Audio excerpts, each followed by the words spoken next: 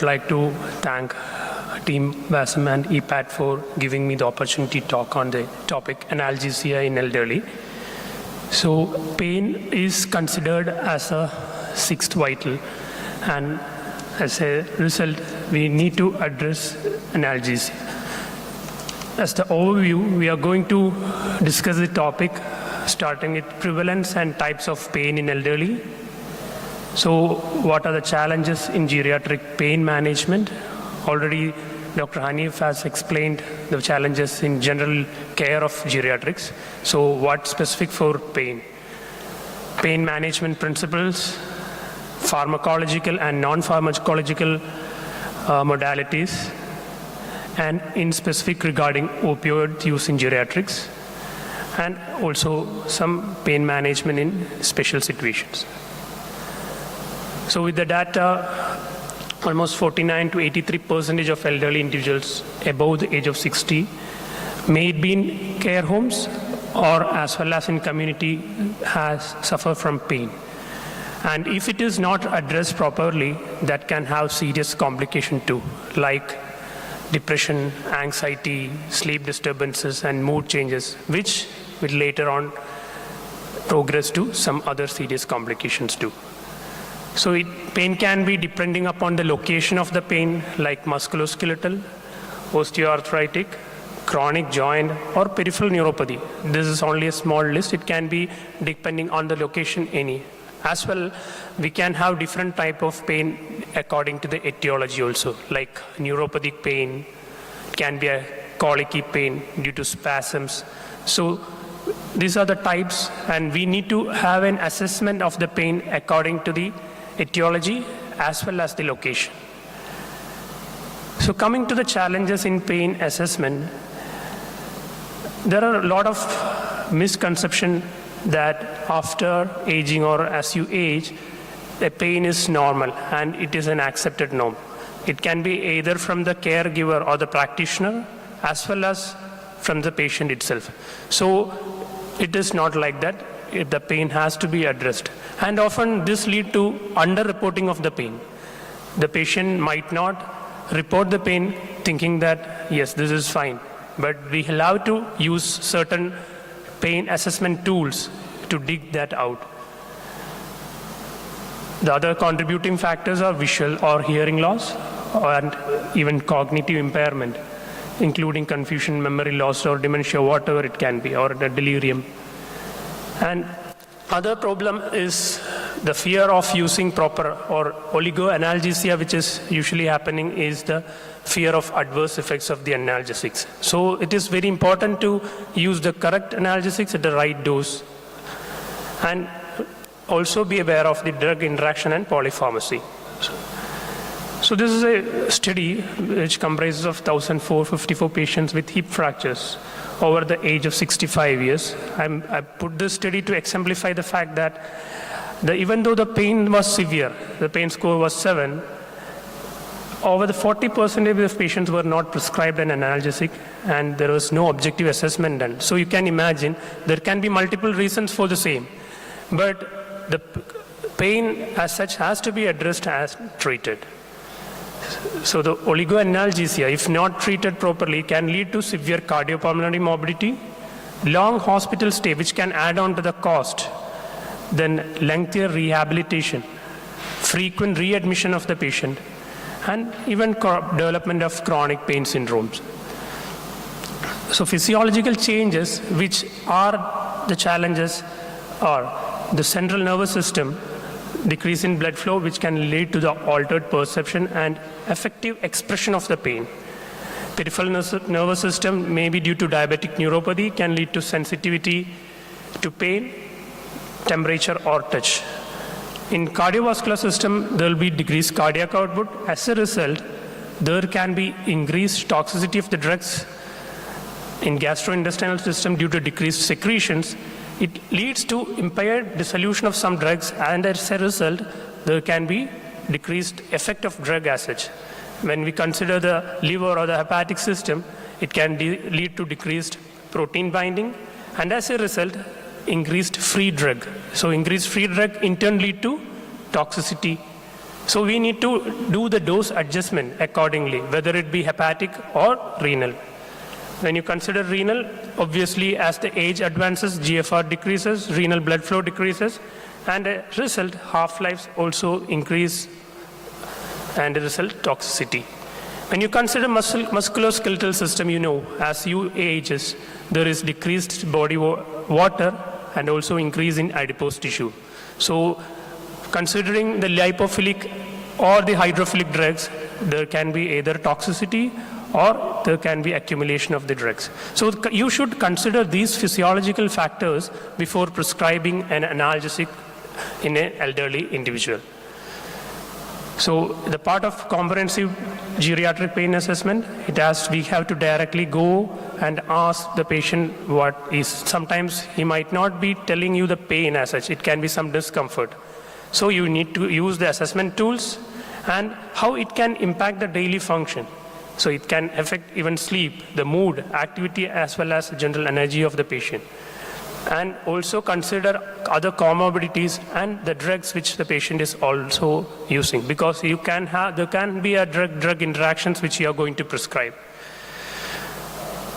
So you should discuss with the patient as well as the caregiver regarding the goal. What is the goal of the pain relief you are going to get, and other expectations. So what are the available pain scoring tools with us? So we have a famous visual analog score, which can be used in cognitively intact patients. So it can be from no pain to worst possible pain. Okay. The other is numeric rating scale, which is numbered from 0 to 10, and 0 is no pain and 10 being the worst. And next is verbal descriptor scale, phases scale. And phases scale, you can see in the last row, it's usually used not in elderly, but in pediatrics. You can ask the child to indicate which is the phase or which is the type of pain he or she is affecting from. And the last two are mainly for the impaired cognition. So Dolopus 2 is used for impaired cognition individuals, and visual scales and assistive hearing devices can be used for assessing the pain in case of visual and hearing impairment. So this is all numerical rating scale, verbal descriptive scale, or the facial pain scale are all unidimensional approach.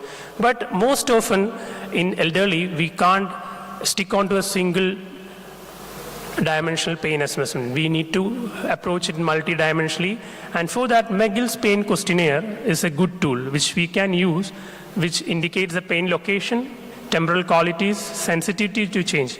But it is not recommended for use in illiterate or cognitively impaired individuals. For that, the option would be pain aid, which is used in dementia and non-communicative patient. Okay. So our aim is not to attain a zero pain. It is a practically a pain decrease or a accepted decrease in pain. And in the background of opioid epidemic and the adverse effects, we need to have some other options also, other than the pharmacological options. So we will aim for a balanced analgesia. So you can see the basic pain pathway, which starts from the peripheral receptors, going to the spinal cord via myelinated and unmyelinated fibers to the dorsal column, and then to the central pain centers. So here, in the pathway, you can have both pharmacological as well as non-pharmacological options. And this is the changing landscape in pain management. The ladder pattern has been changed. Previously it was 3 from mild, moderate, and severe. So previously only opioid or NSAIDs or acetaminophen were the only options. But along the ladder, we can use some sort of integrative medicine therapy, which includes regional nerve blocks, non-pharmacological therapies, and so on. And this is when we are going to give analgesia, let it be very specific according to the target. The target can be channel, enzymes, receptors. So it is a targeted analgesia approach. So you can see the different targets for appropriate analgesia. So the rule of thumb for elderly, analgesia we to start low and go slow. And on reassessment, if you want to increase, it can be done later. So to start with, the paracetamol, which is widely accepted across the globe, it is a safe drug to be used even for musculoskeletal pain and other pain also. And it doesn't have any anti-inflammatory action. So you should consider other analgesics for such anti-inflammatory action. And there is no antiplatelet action too. It is considered safe and not associated with any other side effects. So you can have a ceiling dose of 1000 milligrams per orally, and there is no superiority if you are giving it by intravenous route. So that has to be kept in mind.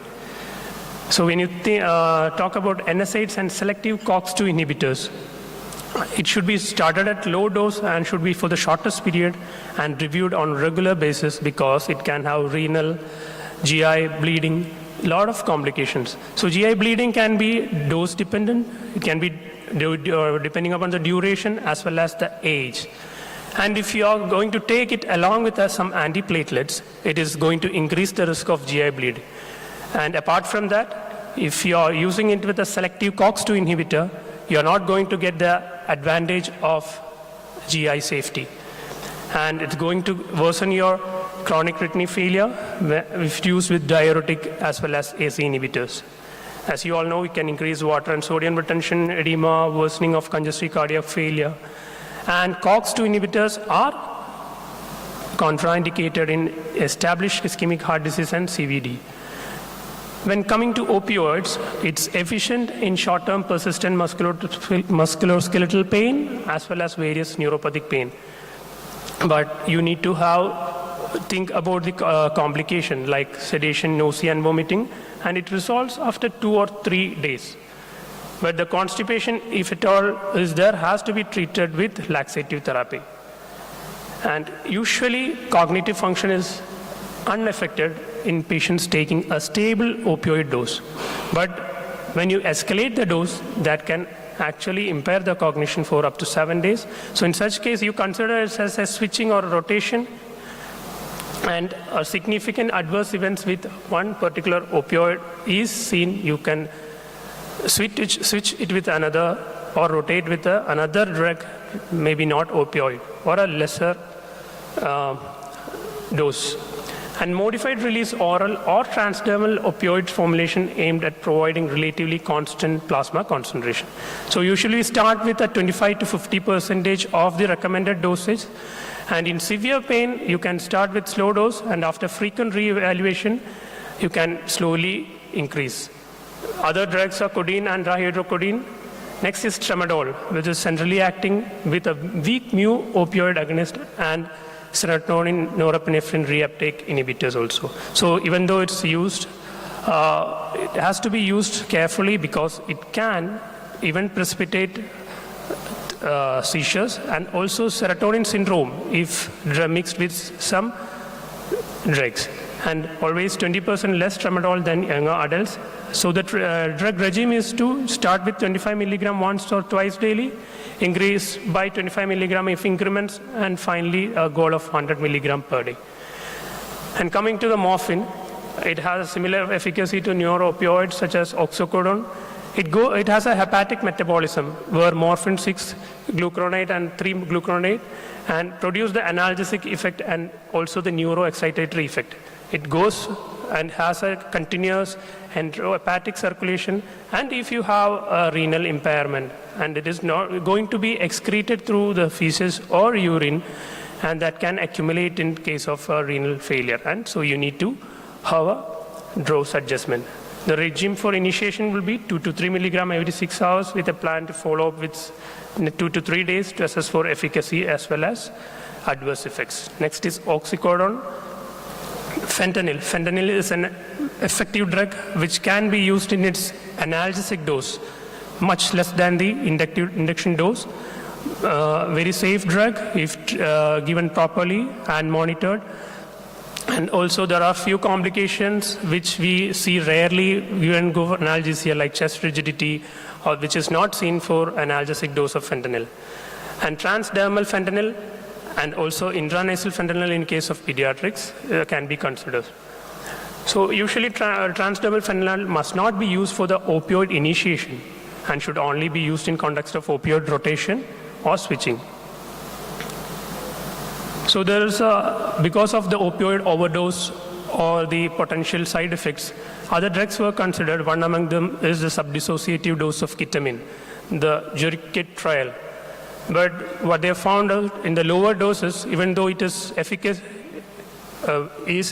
in the short-term pain control, it has got certain psychoperceptual adverse effects. So to add on, some adjunct drugs are tricyclic antidepressants, which includes nortriptyline, SNRIs like duloxetine, which should be avoided in hepatic impairment as well as heavy alcohol intake, and anti-epileptics like gabapentin and pregabalin in neuropathic pain. And other topical therapy, as we know, NSAIDs like nocaine, capsaicin. So these are the adjunct drugs. So as Dr. Hanif discussed, there's a BEERS criteria. Now the American Geriatric Society has, in March, they have published the recent update. The previous was in 2019. So always, if you are working in an ED and you're going to see a large population of geriatric patients, please go read this criteria. And there are very common combination of drugs which should not be using, and or rather you should be very careful while using. So one of the relevant which I found was regarding opioids and benzodiazepine.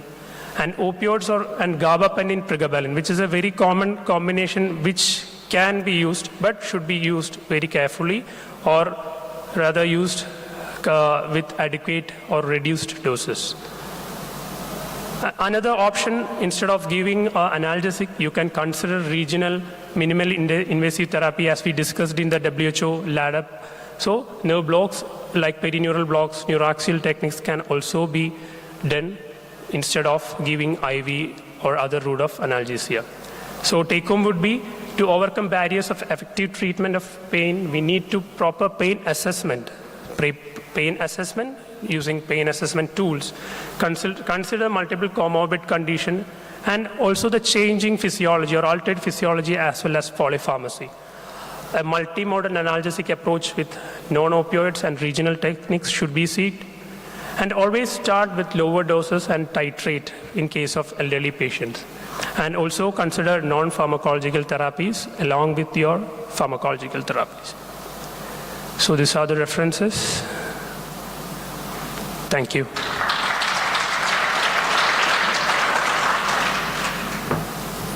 Any questions? Thank you, Dr. Acil. Now the session is open for question. You can ask questions from the previous sessions also.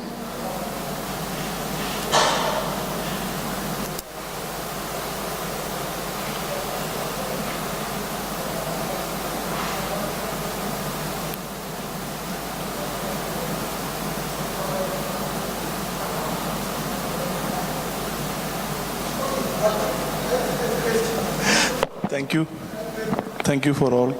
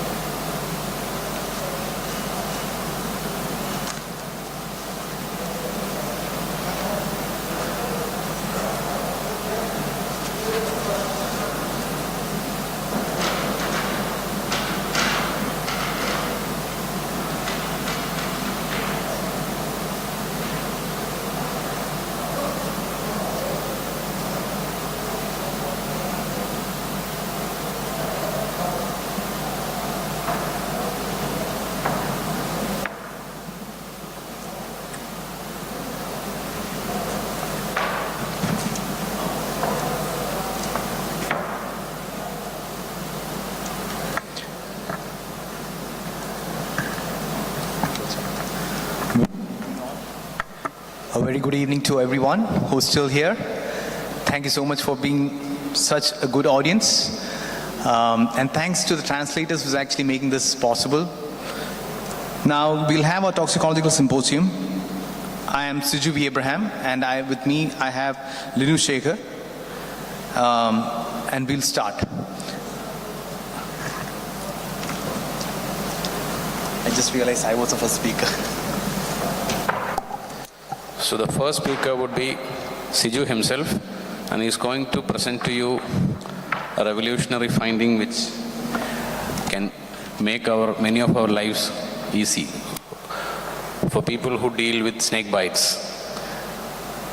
Probably if you listen properly, you can cut down on your costs and financial commitments involved in diagnostics.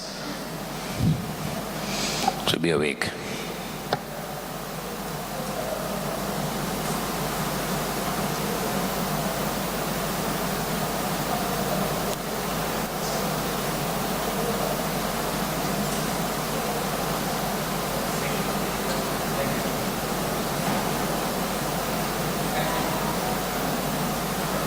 Oh, no. Thank you, Linu. And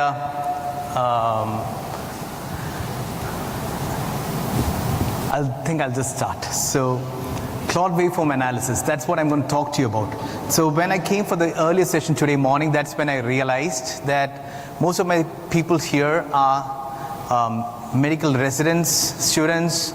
So instead of just bombarding you with what Claude waveform analysis in snakebite looks like, I want to actually start by saying a show of hands. How many of you have heard of Claude waveform analysis?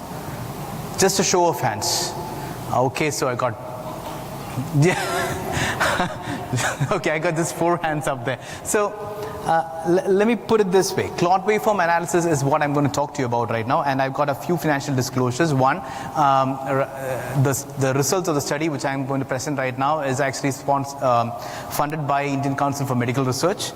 And this is the disclaimer from my institute, and I'll go directly into it.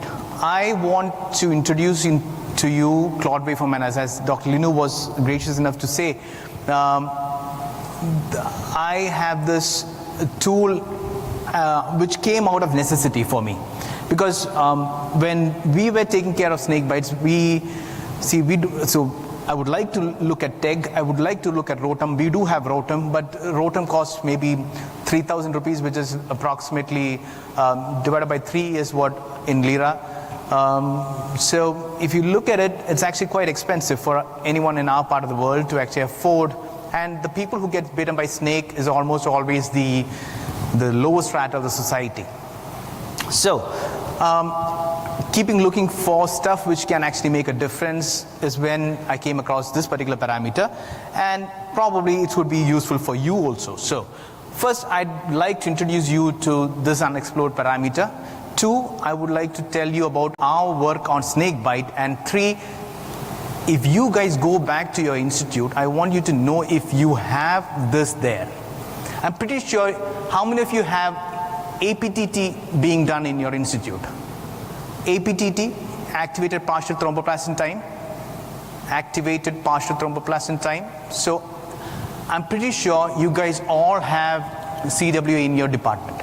Only difference is we do not know how to interpret the results. You know why I decided to actually look at it? Because the hematologists in my department, my institute, did not know how to interpret the results. That's the reason why I decided to look at it. Like David Carr was mentioning yesterday, being curious. That's the reason why I came across this parameter. So let me give you a brief history about what Claude waveform looks like. See, you have this coagulation cascade being explained in the initial phase by Paul Morowitz in 1905, I guess. And he gave you this cascading pathway, but it couldn't help explain much of the hemophiliac, how does the hemophiliacs bleed, etc. Then came the enzymatic pathway, where you did not know, say, why factor 13 or factor 12 bled, deficiency bled. And then came the modified coagulation cascade. Now, I'm pretty sure you guys are familiar with this one, because this is what most of our text actually tells you, right, what the coagulation cascade looks like. Now, it might come as a surprise to some of you that this is not exactly what happens in the body. Physiologically, it's actually much more complicated than what I just showed. The intrinsic and extrinsic pathway, it doesn't get compartmentalized like that. It actually starts with the subendothelial tissue being opened up, you having the tissue factor being exposed, and you having, your Molybdenum factors attracting the platelets, you having the intrinsic, extrinsic TNAs being formed, you have the 2As gathering and forming the intrinsic TNAs. So it initiates, it amplifies, and then the clot starts propagating. That's essentially what coagulation cascade looks like. But the problem is, to test all this, what you have is your PT and APTT. You have your prothrombin time, you have your activated partial thromboplastin time. Now, it does look at parts of the coagulation cascade, but it doesn't give you a holistic view. What if I were to tell you that even when you're doing it, you can actually see what's happening in the coagulation cascade? I'll explain it again. Because when you're doing a APTT, this is how you do it manually. You get the serum separated, you add activated partial thromboplastin. So what you do is you look at it, you add phospholipids, calcium, partial thromboplastin, and there's a color change, and you say there's the time taken for the color change. That's what you're looking at when you're doing it manually. Now, once people wanted to do it in an automated environment, once the machines came into play, they had to tell the machines how to see that. So what they did was, the same phenomenon: light source, activated partial thromboplastin time, change in color, but using nephelometry or transmittance or absorbance, you start getting, so this is an absorbance waveform. What it tells you is, if you look here, you can see the milliabsorbance, and here you have the time frame. So as time goes, the coagulation, the color of the plasma changes, and you have a coagulation change in the absorbance. And this is the clot waveform, or the fibrin clot waveform. So this is what is telling the machine that there is an APTT. Now, what is APTT? The point at which there is a maximum slope, or there are two different derivatives which is actually derived from it. So this is the velocity of the curve, and this is the acceleration of the curve. The pink one is the first derivative, or the velocity, and the blue one is the acceleration of the curve. Now, you have both of those happening there, and the peak of the second derivative is your APTT. Now, when you get your results, this is the only thing that you're looking at. You're missing all the other data. You're looking at this particular point where you have the maximum of the peak of the acceleration. So that's where the key lies. There's so much data which is not being used. Essentially what you're looking at is the pre-coagulation phase, the coagulation phase, and the stabilization phase of the APTT. That's what you're seeing when you're looking at this graph. And these are the extra parameters which were described. One is maximum time, maximum velocity, maximum acceleration, minimum acceleration, and delta absorbance. Let me get rid of all those nuances, terminologies, but I want you to know that this is there in all your APTTs, and you're only looking at this particular value there. Now, the drawback is, even though all your machines are making use of it, only a few of them actually display it as a curve or a graph. I've just listed out a few from an article from Shima et al. So that's a basic of what clot waveform is. Now let me tell you about our work on snakebite. So I started working on snakebite because I had no other option. We get all kinds of snakes brought to a ER. We get all kinds of snake brought to a ER, and we get all kinds of manifestations with regards to snakebite happening in our ER. So we treat around 900. So last year it was 964 snake bites. And we treat one. So it's like one requiring antivenom every 2 days. So it's kind of a large number, and we have this luxury of having all the snake bites brought to us. So I looked at the clot waveform analysis in specifically Russell's viper bite victims, and this is where we had the first major breakthrough, where you could see here all the APTT values except the last one was normal, but the clot waveform from the ones which I've been showing you were abnormal. Now that kind of triggered our interest, and that's when we started working on it more. We registered a study called Waveform Analysis in Snakebite with Hematotoxicity Wish as a trial, and now we are in a position to actually propose 3 different uses for clot waveform in snakebite. 1, to detect envenomation. 2, to detect species-specific changes. And 3, to detect response to antivenom. I'll go through each one of them. 1, picking up early presentations. You know, we are in a state where we get people, unlike the common thought process, we don't have late presentations. We have people who come to us quite early because of the awareness in our community. We got people coming to us with snakebite early. Now, say this is a case of a lady who was brought in at 5:30 p.m. and 7:10 p.m. and she reached the ED at 7:10. 5:30 was a bite time, and that's a Russell's viper, which is a hematotoxic snake in our part of the world. And that's the initial APTT. APTT is actually quite normal, 28. But if you look closely, you can actually see there's a slur in the second derivative. Now the patient had local signs and symptoms, but coagulopathy hadn't developed. Now, in a situation where we have to wait for the coagulopathy to develop, for instance, snake bites, you don't have venom detection kits in most parts of the world, including ours. So we have a polyvalent antivenom, and to give antivenom, we have to look if that particular patient is having some sort of an envenomation change. And this actually shows you that. Now I'll tell you why I'm more excited, because once you give the antivenom, the coagulation, the clot waveform normalizes. I'll give you another example. So this is another case, bite time 8, brought to a test 9, 1 hour's time. That's the initial waveform. If you look closely, there's this part of the waveform is missing, means that it's prothrombotic in the initial phase. It's initially prothrombotic, then becomes coagulopathic. So that's missing, and post antivenom you can see that has corrected.